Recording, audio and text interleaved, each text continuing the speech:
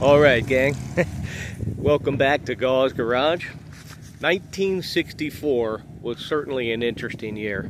You know, towards the end of the baby boomer generation, you had popular TV shows like Bewitched came out in 1964, Gomer Pyle, USMC, Andy Griffith Show, and Beverly Hillbillies.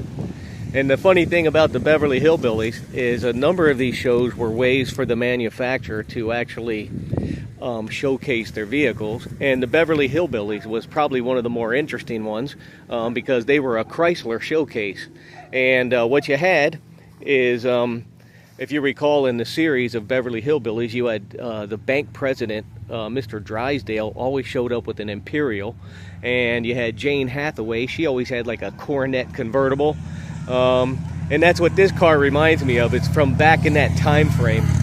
This is one of the older Dodge Darts that came out in '64 with the older body style, rather, and but starting to get sporty, as you can see. And also they started with the V8 mid-year in '64, and this is one of them. This is a 42,000 original mile Survivor car, except it has had a repaint. So it's not technically a Survivor, but yet it's all interior. Everything is all original. And in very, very good shape for that matter. I'm sure the car needed a repaint on the outside, as you'll see here on the interior.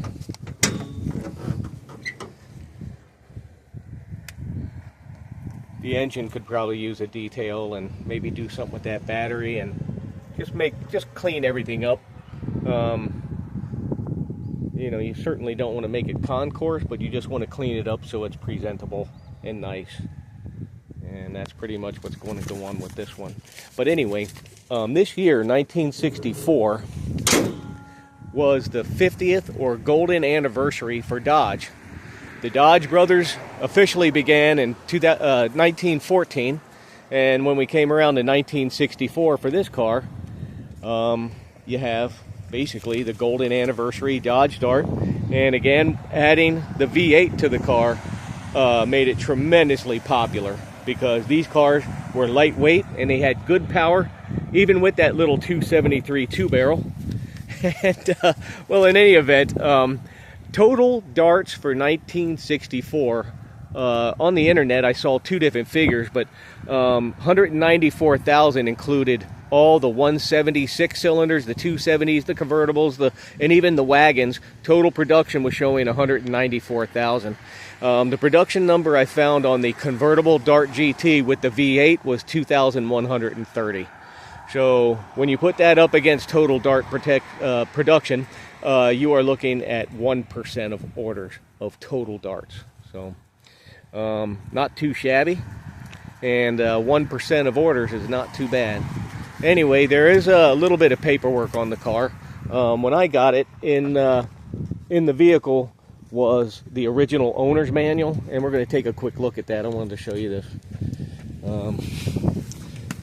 Yeah, and see, there's the VIN number stamped on the book. That's the VIN to the car, and you can see it was actually delivered to New Jersey, but it was in the part of Pennsylvania. See, Reedman Dodge?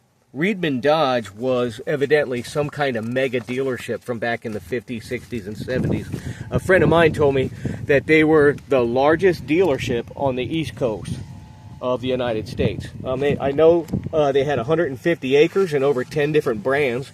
Here you've got something in the book here. It's called Jiffy Jet windshield washer, and yes, this is the motorized one, so that's why it's called Jiffy Jet, I guess. It's when they first brought out the motors instead of the little pump things on the foot.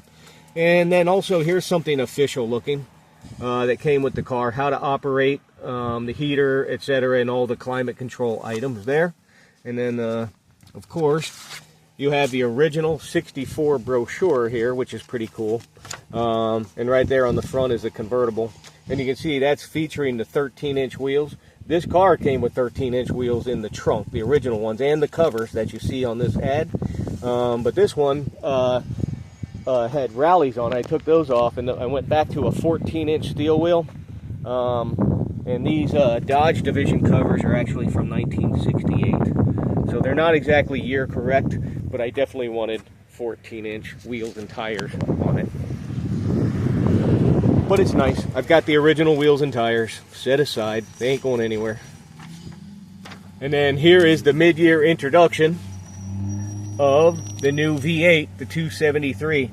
And it says, open wide and say, wow, it's the new Dart V8. Exciting marketing from back then. The great new 273 V8, packed with advanced go quality features. So yes, as trivial as it may be to us when we're used to like big blocks and 440s and super high performance engines, this was the start of things for Dodge.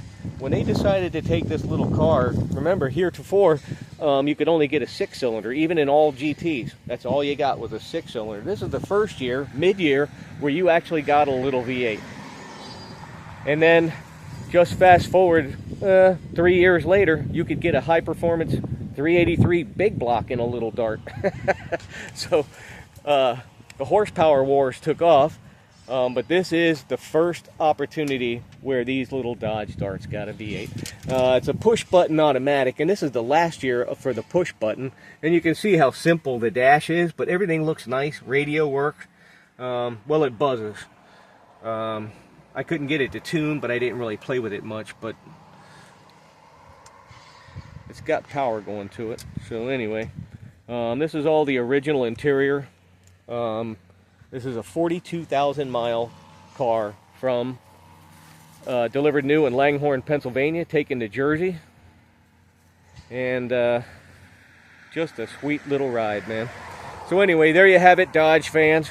This is the breakdown on the A-body lineup with the new V8 that debuted in mid-year '64. This is Gauze Garage. Thank you.